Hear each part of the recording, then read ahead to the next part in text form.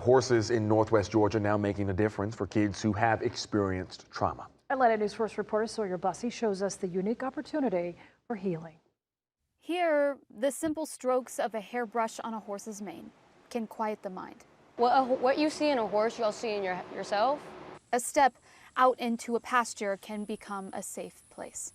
Well, I have trust issues. They've actually helped me control my emotions in a way. Because I used to have really bad anger issues, and I don't know what it is. When I'm down here, I'm like calm. These horses have superpowers for someone who has experienced trauma. Honestly, no kid ever wants to be in a system or in a group home. To be known and to be cared for. And many times that begins with the relationship with an animal. Research shows that trauma impacts the entire body, not just the brain.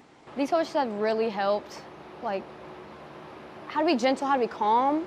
Murphy Harps is a century-old agency serving some of the most vulnerable children across the state of Georgia. We're working with children who come to us with lifetimes of trauma.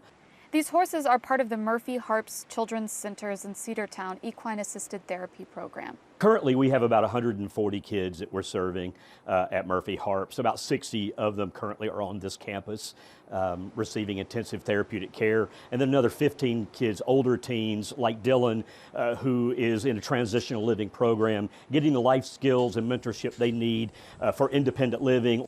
This is a place for children who've been through things we aren't even permitted to know or talk about in this story. But they are learning and coping and pushing forward anyways.